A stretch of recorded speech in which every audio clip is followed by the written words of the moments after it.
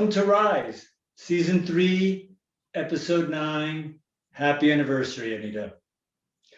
From Lausanne, Switzerland, where restaurant terraces are finally open, anybody 18 or older can, as of today, get vaccinated, and where universities are allowed to have a small selection of in-classroom teaching, where EHL will hopefully soon do that as well. I am Professor Demian Hodari of EHL Lausanne. And from back in lovely London in my little flat with my crazy House of Horrors plant, welcome to the first anniversary. I'm delighted to be beside Professor Hodari as we celebrate our first year. Now, Demian, you know I am dreadful when it comes to math, and we thought this was going to be 100 days as a project. Can you believe that we are 371 days in, 3 seasons, 39 episodes, 3 platforms, a world of incredible viewers and executives and residents, almost 60 of them, as we celebrate this day. Demian, a special thank you to you and EHL. It has been a joy being on this project with you. And I'm sure you join me in celebrating everyone who has followed us on this journey. It's been quite remarkable. And for that reason, we have a very special episode today. Over to you, sir. Yeah, we have been very fortunate this past year for us to have Rise, to keep us motivated and energetic and full of laughter with our team throughout the year. And we've also been very fortunate to have roughly 40 executives and residents join us, commit, every single one of them saying yes to appearing on Rise, taking times out of their schedules to help us spread the word. And we're extremely pleased that we were able to fit in 18 of them onto today's episodes with special words for our audience. So to help us celebrate, we wanted to do that not only with our audience and our team, but also with those executives. So looking forward to hearing what all of them have to say. And we have a special extra treat that we've got 3 EHL students who were part of the organizing committee for the Young Hotelier Summit, the YHS Summit, that we've referenced a couple of times already on Rise. And they'll be joining us later in the episode as well to talk about the future of the industry. As always, we like to begin with a question for our audience, Anita. So we have a special one today because we've got some really interesting things planned for Rise Season 4, which will launch in September. Still got a few episodes this season. And to help us plan Season 4, we've got this question. What works best for you, our audience, for Season 4? Could you look at this list and choose 3 things that would really be useful for you in Season 4?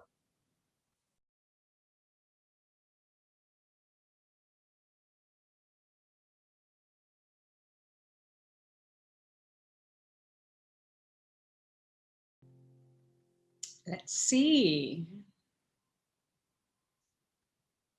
Wow, that's really valuable.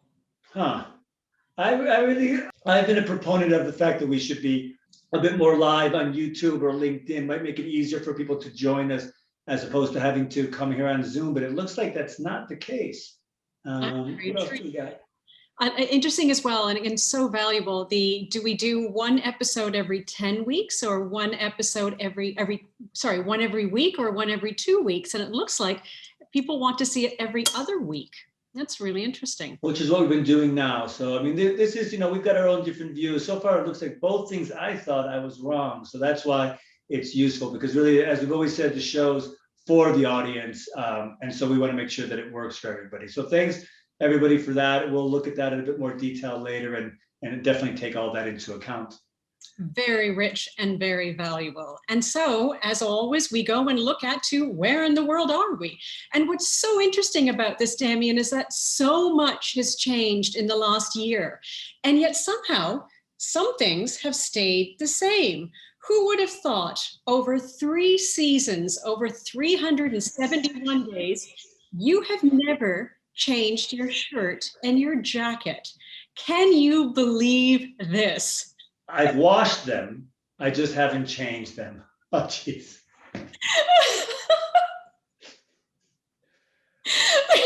This is literally over 3 seasons worth. So, it's funny because I have like 7 of the same shirt. That way I don't have to decide what to wear. I got all blue and all white and all blue. So Thanks for noticing. Thanks for It's a noticing. great, but you're looking a little bit green under the collar, shall we say, in that middle shot, but otherwise it's good to know that we can count on you, sir, for consistency. We're Yeah. very grateful. Very funny, guys, very funny. So what is happening in the world? And this we thought was really interesting, because we've always said Rise is about the next normal. What we know, however, is that, as we said from the beginning, there's no going back, and there's no going back to normal, because what is normal? The next normal when it comes to work, this we found very interesting, because Euromonitor did some work on asking people over the period of a year, how do we see where people are going to be working from? We've all been working from home. People have gotten used to Demian's bookshelf, looking to see what's on it this week that's relevant to the theme. Offices are still being very cautious about opening. And what's come out quite clearly from Euromonitor is that since April, going all the way up to October, 2/3 of people are saying, actually, they're going to expect people to actually be staying home and working from home more. So it's not as if the world is going to open up once vaccinated and people going back to work. I wonder how much of that is not just about people going back to offices, but not wanting the commutes. I think that's a really big part of it. And people being comfortable wearing the comfy stuff from the waist down. That I thought was fascinating. And we'll be touching on this in the next episode. Also importantly, what does this mean about travel? We've seen that the US and the EU, as of last night, have announced they're going to allow vaccinated travelers to go back and forth this summer. We're seeing people are opening up, but what about business travel?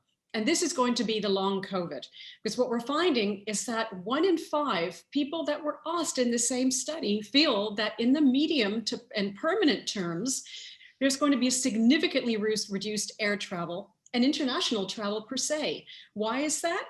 A lot of companies and governments don't have the budgets to support it. They don't want to be seen to be traveling, but also there's the element of the fact that we're doing this virtual meeting now. So when it comes to internal meetings, a lot of people are saying it's not necessary. We can do it virtually. When it comes to meeting customers, that's a different scenario. But in the long term, we can see the virtual meetings continuing to happen, and that's okay. I thought this is very interesting. It's very much about the next normal and shifting how we're all living our own lifestyles at work and at play. That's what I found. Yeah, and I think that's interesting. I think we always want to keep in mind business travel is many kinds of business travel. And so some is going to bounce back much quicker than others. I've gone here to a then and now here with my date. And a year ago on episode 2, 27th of April, was our first indication of what was going to happen with these restrictions. And we saw there in the orange line, the restrictions in the UK, for example, how they just spiked there in the middle of March. And we immediately saw restaurant revenue or restaurant reservations, go to zero as that was no longer allowed.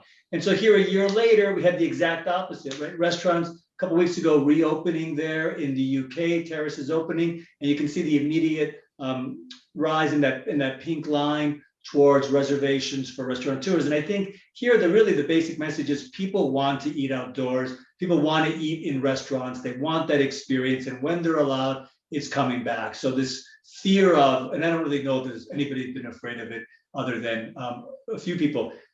Will people go back to restaurants? Absolutely. The future looks bright for restaurants in terms of people wanting to eat there. No fears that's going to bounce back as soon as it's safe and allowed. So a good indication there for the future of restaurants. I think what you've said, Demian, is so important because I see it here in London especially. We've had some significant dips in temperature, but people still want to be outside, have their drinks, meet their friends, even if they're under blankets clutching their pints. It's such an important hunger to simply get back out again and reconnect. So it's a really, really good indicator. Thank you. Yeah, it's absolutely a part of the way of life, going out to eat. All right, we've also got for you our weekly headlines.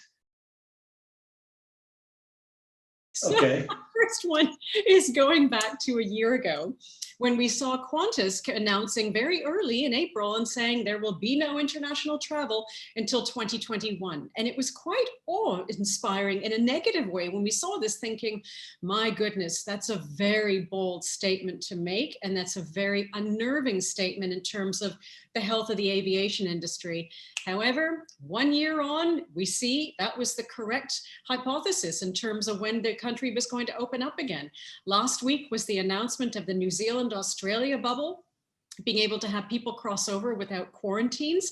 And indeed, it was a year on. There's cautious movement. They're looking at Australia, New Zealand, Australia, Singapore, but very, very cautious, recognizing that speed and haste is going to challenge the protocols and could end up bringing challenges back. So I thought this was very interesting from the point of view of a prediction made a year ago by aviation, and very correctly, that was what it was going to be 1 year on.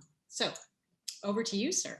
So I got a different one. I have one as well from episode 1, first episode, Hospitality School 2020 graduates confront an evaporated hotel jobs market. I mean, Skift was right. The job market dried up for pretty much everybody. Some positions, obviously frontline workers were let go much quicker and in larger numbers than more support functions. I know people working in hotel development did not see as much of an impact because sales and growing companies was still seen as a critical part of the industry. But I really saw my students having trouble finding internships and finding jobs. And I was talking to them saying, we have no idea how long this is going to last. This could be years. And we need to be thinking about alternative careers and plans for them, including graduate school. But a year later, we've got this headline. Right? Restaurant workers when restaurants can't find workers, some soul searching is in order. I had 5 or 10 different headlines I could have chosen for today to compare, saying there are industries, including hotels and restaurants for frontline workers, they can't find enough staff. But before we congratulate ourselves and think we're over the hurdle, let's remember there are still millions of people from the industry unemployed. And the reason that they can't find workers is slightly different than you might expect, right? One is people don't necessarily want to go back into this industry, right? They've seen how hard it was hit. They've seen that it was hit hardest and hit first. And there's a fear of saying, do I really want to go back to an industry that's so quick to be able to lay off people? And we're not through this pandemic yet. It may happen again in a few months. So I need to find a different career. Second issue is many people aren't vaccinated. Do they want to be in such close contact in establishments which have a reputation now for being, if not dangerous, questionable? So there's a lot of workers who aren't vaccinated saying this is not yet an industry that I want to go into. So we've got some different reasons. And the third is this soul searching. Have we rethought how we treat our frontline employees in terms of minimum wage, in terms of tips, hours, lifestyle, protecting them, giving them a career rather than just a job? And so there's a lot of concern about the future of employment in the industry, even if there are jobs available now that weren't there some months ago. So I think it's interesting. It's not just things are better now, but things are different now in some ways and not different in many other ways. It's something you actually mentioned in the past, Demian, and we've talked about on Rise. Staff well-being is now becoming a priority, both for the people hiring and those doing the work. So you've hit something really critical about the long-term success of our industry. Absolutely.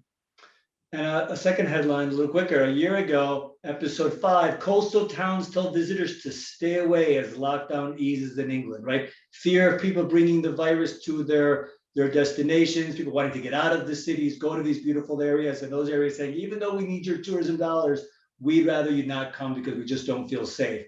Compare that with a year later, the Maldives telling you, we want you to come so badly, we are going to vaccinate you here. How different things are just 1 year later. And we're using the Maldives here as an example. It's not the only place to be talking about this. I think the real signal is we're seeing, and we saw an announcement today, I don't know if you saw this, right? The EU saying they're going to accept people from the US who can demonstrate that they've been vaccinated. Again, the great need for tourism dollars. America, the United States, such a big market for Europe, can't say no to summer travel if you've been vaccinated to come. Very different from a year ago. And I mean, in some really positive ways. So happy to see that. Stunning. All right, so a little different, right? Rather than jump into our second poll, we've got something a little bit different today, I believe. And we are going to jump into our executive in residence session with a series of videos that we've got. So what we did was we reached out to a bunch of our past executives in residence, and we asked them a very simple question. We said, what excites you most about your industry, your company, your future over the next year. And so what we've got here, rather than looking backwards, is always with Rise, looking forward. And we're going to look at a couple of videos now and then bring on one of our students to talk a little bit about those videos. Travel and tourism industry has redefined itself many times over and has, over the years, overcome great challenges and severe downturns. I'm convinced that we will exit this pandemic better and stronger. And two particular prospects excite me particularly about the future. One is to see how you, the young talent and future leaders, will further shake our established thinking and force us to break out of our norms. And two, how the industry will further integrate lasting sustainability concepts and solutions into our operations. So here's to our great industry, and here's to you. The thing that excites me most about where our industry is going is for me to have the opportunity to see people again. For the last 14 plus months, I haven't been able to travel, and with vaccines and the way everything is moving forward, I think this industry is back and look forward to engaging with as many people in the industry as possible. And I want to thank the people at Rise for doing all that they've done over the past 14 months. So all the best to you, and look forward to seeing you in the near future. What most excites me about our industry's future over the next year is embracing recovery and making hospitality an exciting journey. At Hosco, we are ready to help employers re-engage the excellent hospitality talent leaped to other industries for job opportunities. And we look forward to playing a critical role in the skilling and upskilling of their employees to keep them at the top of their game and motivated through continuous learning, career growth, and development. Hi, what excites me most about our industry in the future? Well, it's undoubtedly that after the lockdown, after this pandemic, we will see plenty of new opportunities. And I hope that the opportunities are going to be transformational. People use their innovation and we make a quantum leap and we bring our industry from gentle evolution into a new era, real renaissance. Thanks. Yeah, 4 great leaders and 4 great comments. Let's bring on our first student, please, Jessica. We've got Christina Klaas. I think she's joining us first. Yes, hello, pleasure to be here today. Thanks for having me. Hi, Christina, it's nice to see you here as well. Look, I'm going to start off. You watched those videos, you hadn't seen them before. Hopefully you were paying attention like you do in class, I'm sure. We heard a couple of different things, right? We heard Michael say new opportunities. We heard about embracing recovery. And Wolfgang began with this idea of shaking our thinking, breaking our norms. So tough question for you. You're young, you're about to graduate. How are you going to help shake the industry up, shake the norms, change our thinking in order to embrace new opportunities? What strikes you as a possibility? Well, I would say firstly, in regards to sustainability, I think because of COVID, we've also as hoteliers moved beyond this notion of the plastic straw. I think we have a better understanding that goes beyond that. And I also think that especially my generation has placed, for example, a monetary value on sustainability and the added value to it. I think a statistic, I think it's like 2/3 of consumers are willing to pay a price premium for, a sustainable experience. And I think, just the consumer demand changing itself will hopefully impact the future. And as well, I think another thing about COVID, and that was also discussed, is about innovation. And I think we will be forced to continue to innovate because realistically, in the last year, we've seen more innovation than in the last 15 years in our whole industry. And I think that that theme of regeneration and innovation will continue to develop because of these unprecedented circumstances. So hopefully I'll be part of that. Christina, I have a question for you because I loved when Wolfgang opened up and in his first moments when he came into the video, he said, this is not our first time and it's not going to be our last. And it's something we talked about in one of the former Rises with Robin Tauk and with Adrian Gardner. Crisis is a pattern. We're going to go through it again. How do we use this time to strengthen our ability to be able to perform in the future? You're graduating in a matter of weeks and are going to be entering the workforce. What are you going to be looking for from leaders to really feel as if we're changing for the better? I believe adaptability, but also, as you said before, it's about being employee-centric. It's no longer just about the consumer. I think that, another lesson that we've learned, it's like you've said before, it's about not only consumer well-being, but employee well-being. And I think that, now we've done several projects, for example, with Banyan Tree, talking about, the wellness of their employees. And I think that's going to be a future trend that will make sure that there's also sustainability for the industry as well, because it's quite a usually quite long hours, at least in the operations sector. So yes, I would say that it's being adaptable, not always sticking to the norms. That's usually where we come in. People, for example, for my student business project, they hire us because they don't want, this strict vision that everything has to fit inside this box. So hopefully it'll be challenging the norms and continuing the discussion and not being afraid to make mistakes. I love that you've said that, because do you remember, Demian, that's what both of our executives and residents from the employment side of the spectrum said, that it's the new people coming in the industry that are going to have the competitive edge, because there's no old model that is being applied consciously or subconsciously. You're in a unique position, and we're so excited that you're with us today. So thank you very much for that. I thank you. And we move into video block number 2. Well, what doesn't excite me at the moment are the dramatically rising infection rates in Africa, India, and parts of South America. But what does excite me, it excites my team, and I hope the industry as well is being part of industry transformation and playing a leadership role in changing the world for the better.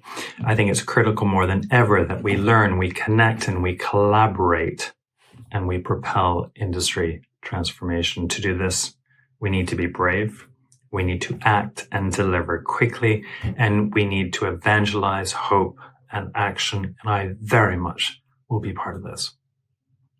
What excites me the most about the future and about 2021, 2022, coming out of more than a year of a pandemic, is the fact that we finally are at the point of mass vaccination, which is really the only way to get us back to a normal life. So exciting for me in hospitality is the fact that pace is showing a huge rebound. We are going to be, for sure, specifically in the leisure industry, the first part of the industry that is going to recover in a very, very strong way. 2022 is looking very good. The end of 21 is going to be very different to where we are right now. So everybody stay healthy, stay safe, and look forward to a great future ahead. What excites me about the future of my industry is the fact that we're going to see a lot more focus and doubling down on sustainability. This will be so critical for opening up in a safe and sustainable way for the benefit of communities, the environment, as well as biodiversity. Hi, I'm Elizabeth Blau, and what excites me most about our industry moving into the future is that post-pandemic, I believe that we are going to flourish coming out of the ashes. This has been such an extraordinary year, something that nobody has ever seen before, but the prevalence of our human spirit and compassion and the hospitality of our industry has been extraordinary, and so I'm excited about the future. What most excites me about the future of my industry over the next year is to see how people, their behaviors, their thinking, and their look into the future has changed, and how it will continue to change in the next several years. We all have had a lot of time to think about what really makes us happy, and where do we see ourselves with regards to our jobs and our family. The focus will shift to human values like respect, integrity, empathy, and topics like equity, inclusion. Part-time work and home office are more important than ever. Our industry will have to change accordingly. Very interesting. And joining us from YHS on the Rise stage, we have Alex Radojevic, who is studying at EHL. He's graduating in 2 years' time, so you've got a while to go, but an interesting observation point. Your focus is very much from what you shared with us, interest in hotel development. And it's great to know that you're also, Alex, a junior enterprise member at EHL. So thank you for joining us on the Rise stage. And thank you for having us on the YHS stage a little while ago. Alex, I have a question for you. All of our speakers so far, and you'll see more coming up, have been quite personal in their points of view, which is really lovely. But Elizabeth said something that really rang a chord when she talked about hospitality and how hospitality has been so hospitable. And we saw it even this year with hotels shut, the care that was given to frontliners in, as an example, the Taj Group, 3 million meals, 70,000 bed nights to frontliners. I'm curious because it seems that this year, the word hospitality has evolved from being a noun to being a verb. How do you think this is going to impact service culture in the future? Amazing. Thank you very much for the kind intro, and it's a pleasure to be here with you both. It's interesting that you mentioned the thing about what Elizabeth said, because I noted down way that she mentioned the prevalence of human spirit and compassion, actually, and how we've experienced it in the past year. And connecting it to what you said about hospitality and becoming a verb, and actually companies being more hospitable to customers and consumers, I think it's all about not having don't talk, act, don't say, show, and don't promise, prove. I think that's something that is resonating with people around the world, not only in the hospitality industry, but actually that people don't want to only hear blabber anymore. They want actually to have substance and actually to have action in things and things that they do. There was also a lot of people commented on these frontline workers, how a lot of companies did it as marketing and PR stunts, which was also a very, very interesting to read about that. But I believe that this kind of shift and movement, and in the past year, as everybody says, that we couldn't have imagined what would happen, and how now the hospitality industry will hopefully flourish coming out of the ashes. But the main thing is, I think, that race to remain adaptable and to adapt it into this new day and age. And clearly you'll be looking for it. Yeah, well, definitely. As you said, I still have a few more years to go, but I will definitely be entering into a world which will already be re-envisioned and reimagined in a few years' time. And it'll be exciting being part of this new journey and new era for the travel and tourism industry. It's also going to be, I think, about implementing new skills. I think that collaboration, for example, is going to be more important than ever. Having companies cooperate more than ever with governments and world corporations, such as sustainable corporations, human rights corporations. That we haven't seen that level of collaboration in the past, but I think that we're going to be seeing much more of it, especially now with digital passports being discussed, vaccines, and also a lot of civil rights movements going around the world. I think we'll be seeing a lot of collaboration between governments and companies in general. Brilliant. Hey, I've got you mentioned collaborating, and that's what Jonathan said, right? The first video of this second group about the firms leading the way forward, collaborating. So I know you and Christina were in charge or responsible for the speakers at the Young Hotelier Summit. And I gotta say, when you guys invited me to moderate, I was thrilled, and we talked about Rise doing an episode. But then I saw the list of speakers and you had it. It was so impressive. And I've been organizing speakers for 15 years at the school, then with Anita here at Rise, and I was blown away by some of the people you got. So my question is, what was the spirit of their collaboration like? Do you think it was pandemic influence, saying, you know what, we've all got to do something? Was it easier this year than in the past, do you think, for the YHS team to get the speakers to commit? And not just because it was virtual and not in person, but because they felt the need to collaborate? Talk to me a little bit about that relationship you guys developed with the speakers. Sure. Well, thanks for the kind words, and it was great having you both from YHS this year. But as you said, this collaboration, I think that when we pitched all the panels and the event to themselves, I think that the thing, even though you said the virtual thing, I think it's something that draws people in immediately, not having to travel a lot, not having to commute.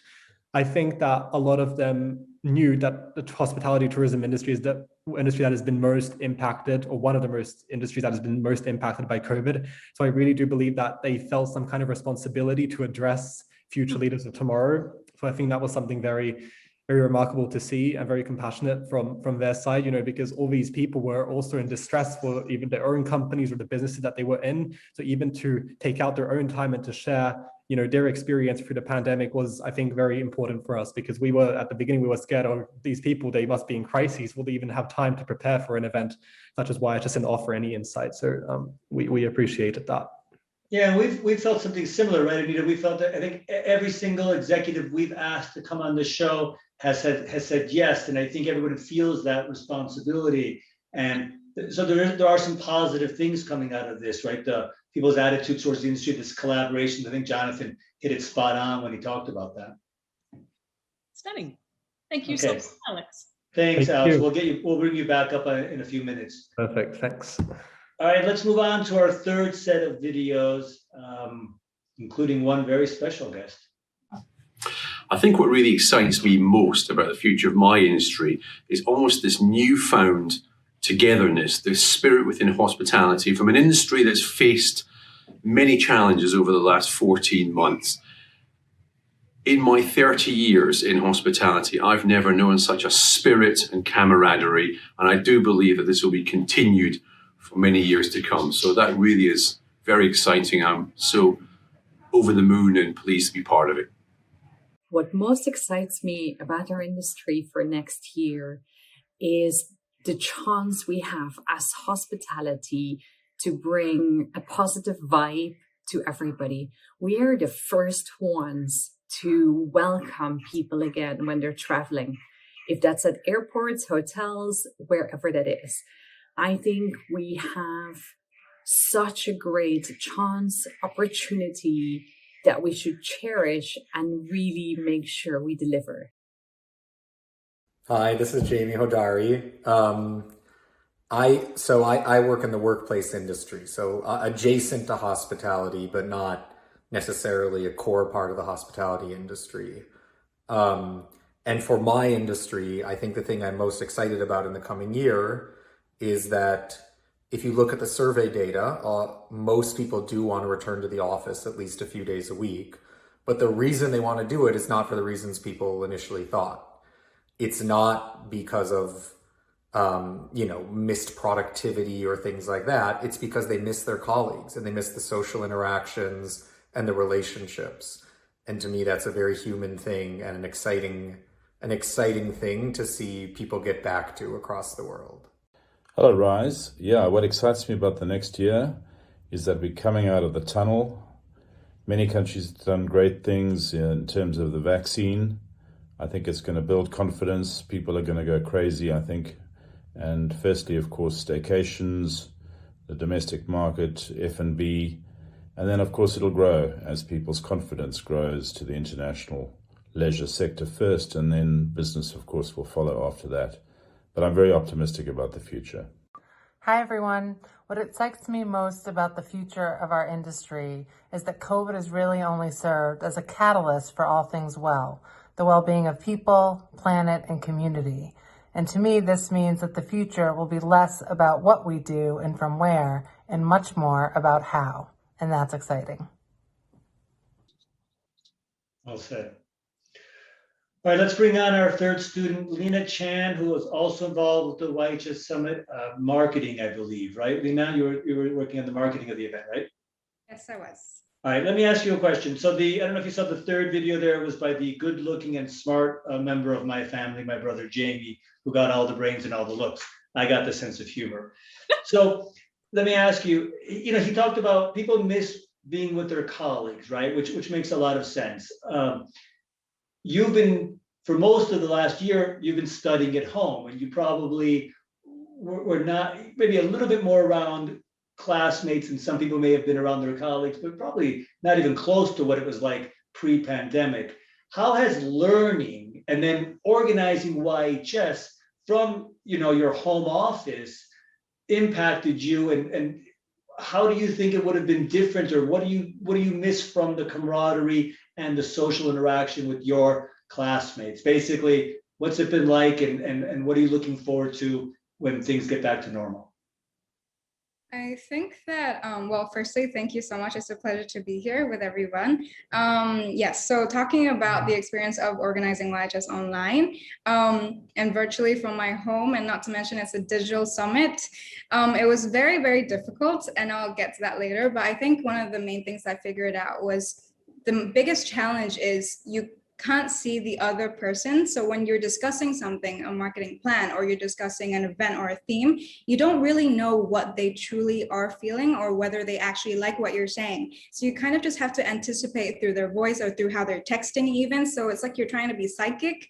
And so one thing that I had to really learn and improve was being very patient, and also kind of just understanding, because I am in a much luckier position than a lot of my peers I know, because they're in Switzerland, Europe, and other parts in the world that are more in lockdown. I was lucky enough to come back to Vietnam where everything is 90% okay. And so I had to be very understanding that they can't be as fast as I am, and they are, you know, struggling in their own homes.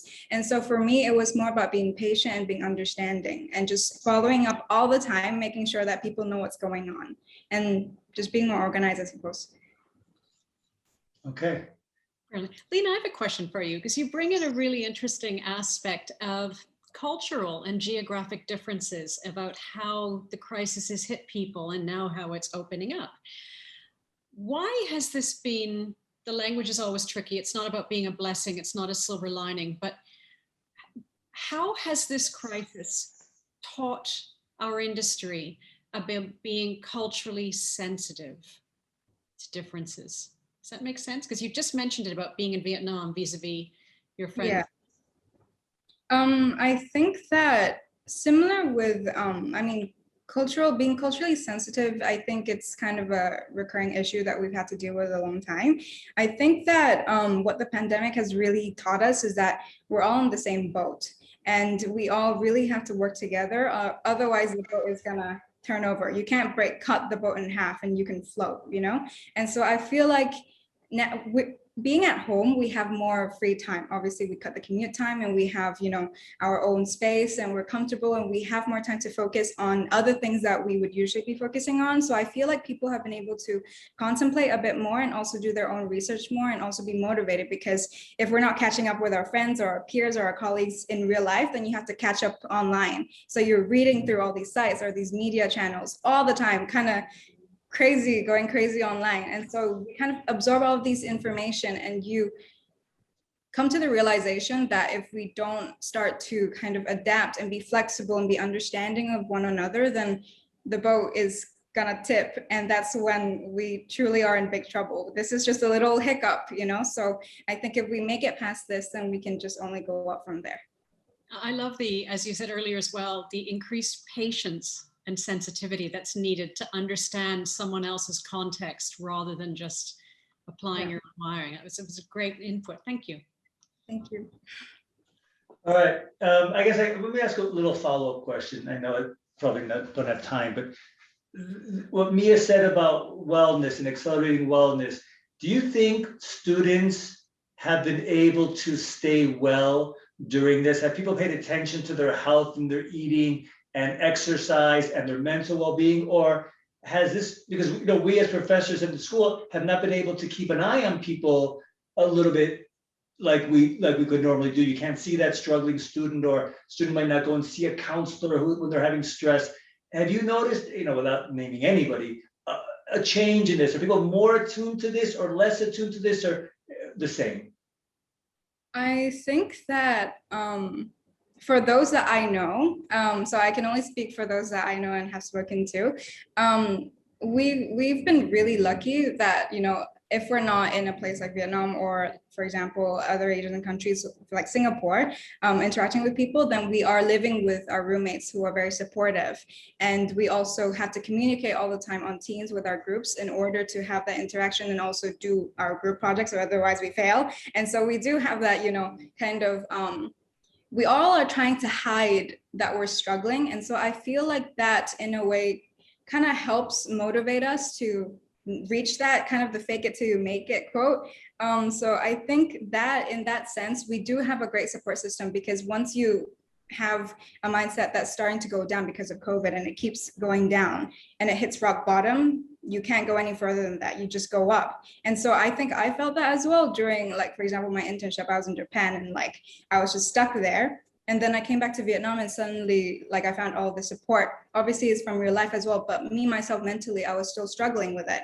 And so when I came back, I was thinking to myself and going online, seeing what people were doing. And I was just one day said, okay, no, this cannot be. My skin is terrible. I look terrible. I feel terrible. I'm going to change.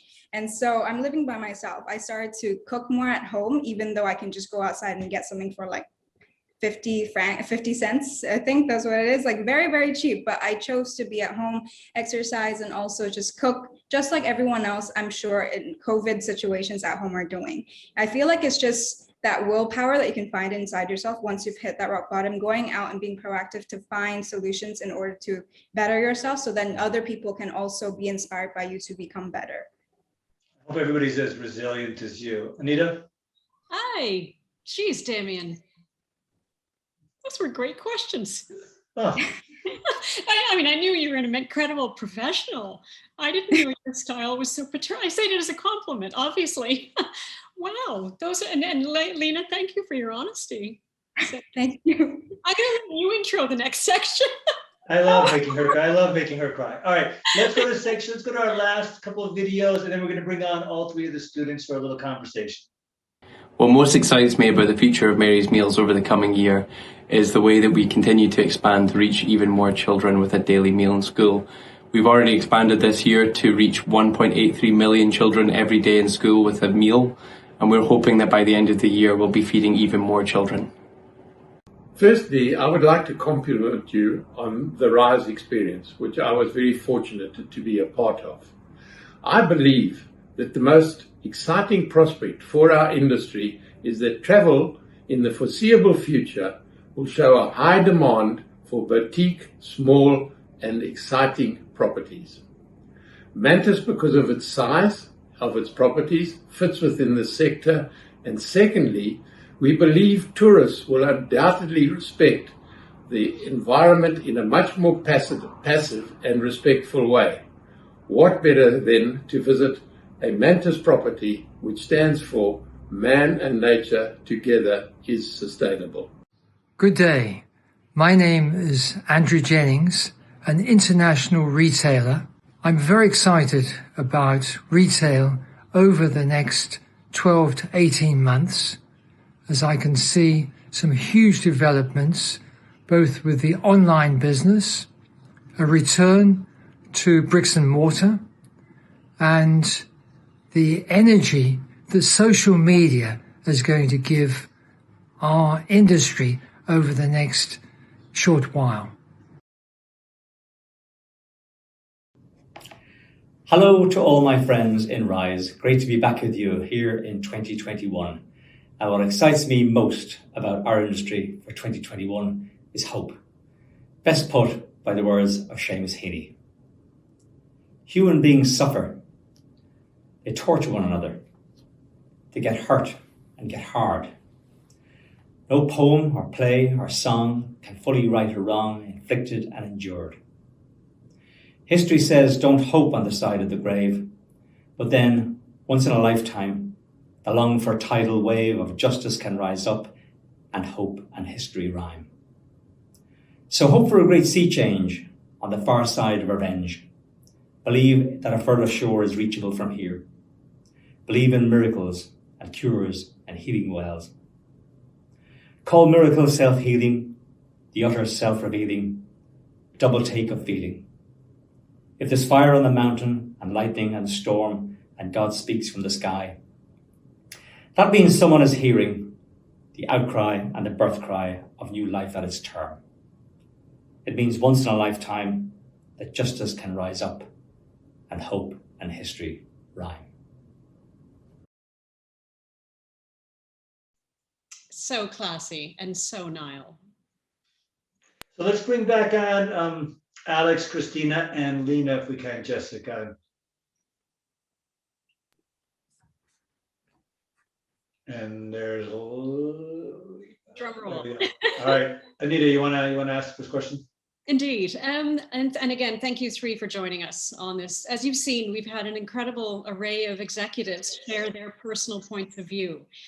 You went into this knowing you were going to be seeing batches of videos. You didn't know what was being said. You didn't know who was going to be saying it. Did it surprise you how personal leaders were in their responses compared to what you expected? Christina, starting with you, please. Yes and no. I think that, especially as I'm going to go into the industry soon, we usually think as executives as people, as not people. especially from an interview standpoint. I don't think you actually realize that they have a family and they all have the same struggles as us. So I would expect for them to be personal, but I wasn't expecting them to not necessarily be politically correct, which is kind of the norm, I would say, of our industry.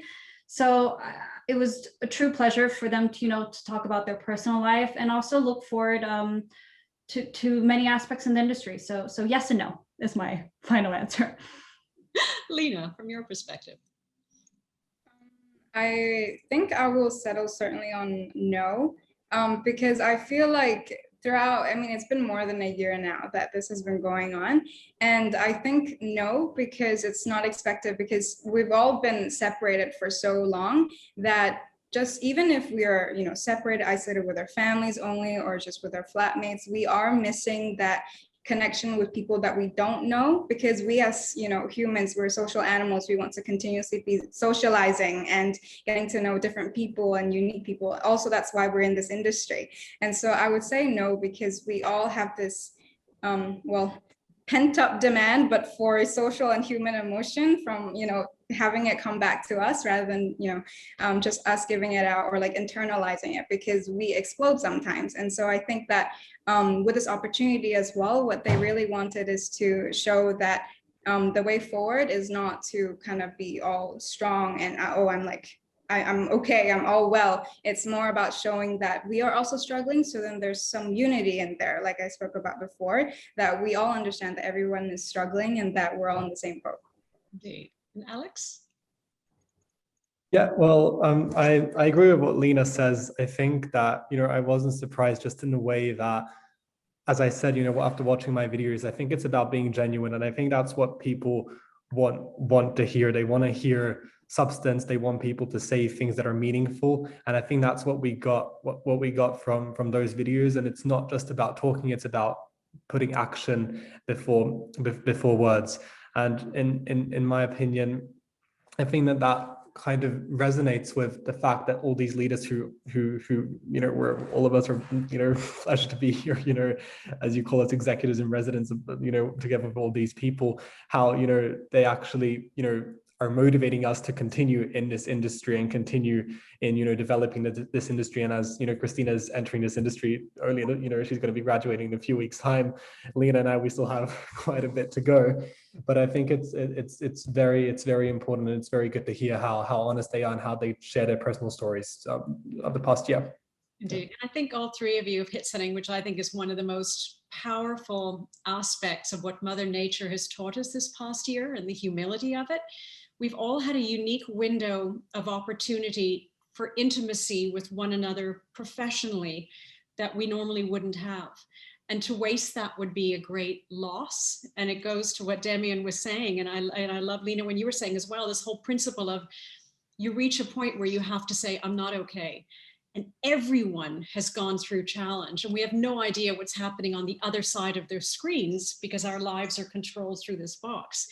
And that's one of the reasons why we created Rise. Remember, Demian, at the beginning, we didn't want people to feel alone, even though we thought it was just 100 days of chaos. It's been a year of growing confusion and yet hope. So what you said is really important, because there has to be goodness that comes from this time. And I think what you three have said is going to strengthen our industry so much more than just better hardware. So, Demian, to you. Yeah, let me ask a quick question, because I know I'm conscious of the time. We heard from 18 senior executives, right? Here's what they're excited about. Here's what they are recommending and what they've noticed. So I'll give you two questions. You can choose either one. One is, what excites you the most about the future, right? You had to know I was going to ask this, right? So, either graduating or still in school, what's exciting you? What has happened in the last year to the industry or in the industry that excites you, and why? Or second question was, what would you say to all these leaders, right? What would be the message you would want them to hear from your generation? So I'm going to start in reverse order and start with Alex. All right. So I'm gonna take the first question. What excites me the most? I think this is going to sound a bit cliche, but I think that what we all experienced in the past year is not having social interaction. I think something that we have all lost that we haven't had contact with. And I'm just going to do a personal story. So I spent 7 months in Melbourne in Australia. We were in very harsh lockdown. And I think during this time when you almost lose something completely, a loss of social interaction, complete social alienation, I think that that's the point when you actually realize how much you actually need it. And I knew before that I'm a very sociable person and that I like to get out there. But I think that only this year, actually last year, that I realized in the past year how much social interaction is important, and that how much I know that I can't wait to, what excites me is that people like me who have gone through this and who are compassionate in the same way are actually going to be excited of getting back together, sitting at a table and actually doing projects, discussing things together. Because even from time to time, I've even been in Switzerland with my team or been back in Belgrade, Serbia, which is my second home. And I know that when we're sitting at a table, we get things done quicker than when we're via a screen. So that's what excites me, to get back to people, and that how important now we all realize how important socialization is actually important to survive. Yeah, absolutely agree. We don't really realize how important that was till we lost it. Lena, how about you?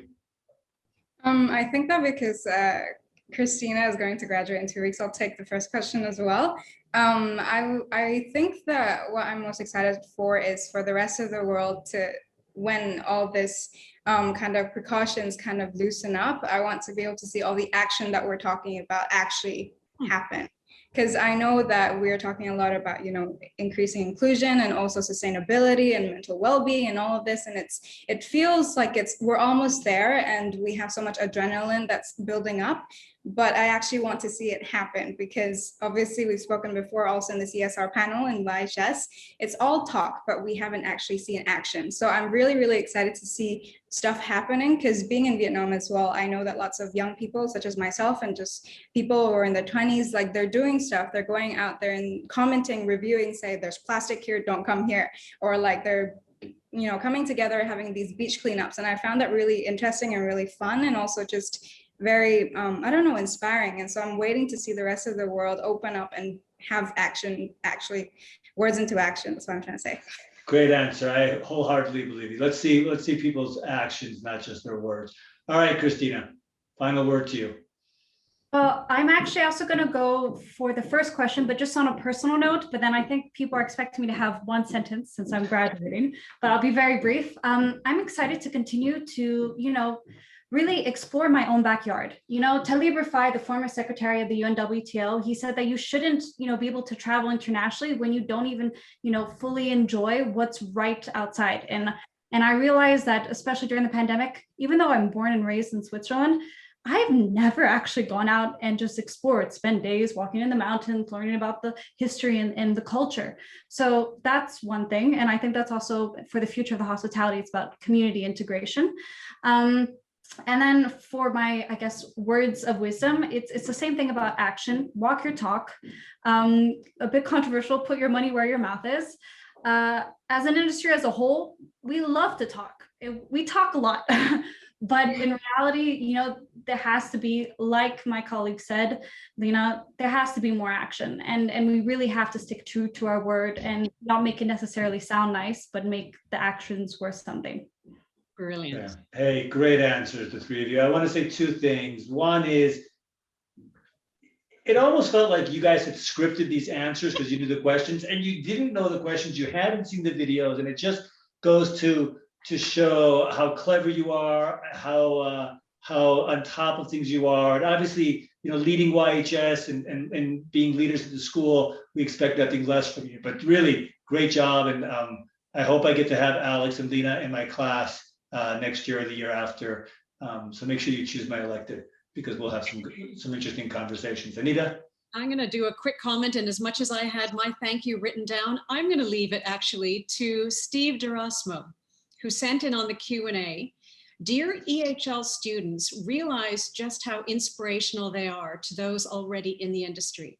It is so comforting to know our chosen vocation will be in such capable and caring hands. Here we go again.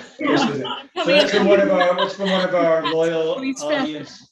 One of our loyal audience members, and the great words to end on. And I know we're pressed for time, so I'm just going to wave you all off and hope to see you in the halls of EHL before this much is over and before you graduate, Christina. So thanks to the three of you for being with us. Good luck to you all. Stay safe. Thank you very much. Stay hopeful. So much. Thank you. Stunning. So we've had a remarkable year. We've had incredible viewers around the world. We've had unbelievable executives and residents. And for each and every single one of those who have given their time, their profession, their expertise, and themselves, we say from Rise a very loving thank you. Yes, and I have something for you, Anita, because you challenged me to have some cake, and Mia did as well on LinkedIn to eat some of the cake. So I have here a piece of my son's birthday cake from yesterday. This was a 1, but it's been burning down there in the background. So I'm going to enjoy this piece of cake. No, there's a way you were supposed to enjoy it. There is a way you were supposed to. Oh, I'm not going to really be able to get into that. I'll do that off camera just with you afterwards. No, I wanted to raise this piece of cake to all of our executives and residents that have been with us today. And here we have a very special thank you to everybody.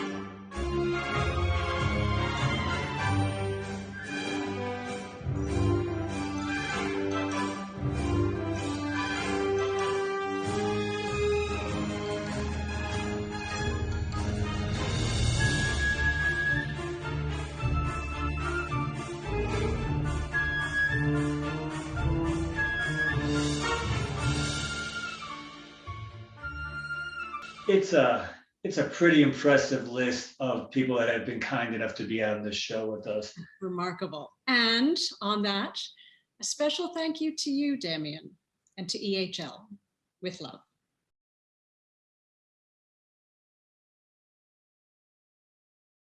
One year ago, our travel world was grounded, 100% of borders closed. The UNWTO was proud to create RISE with EHL as a way of keeping future leaders of our industry informed and inspired. Today, 1 year on, we celebrate our world cautiously restarting to tourism. What makes me confident about the future of tourism? Partnerships like between the UNWTO and EHL and with many other strong partners committed to creating a stronger, more united, more responsible and sustainable future travel world. Happy first birthday, Rise, and thank you.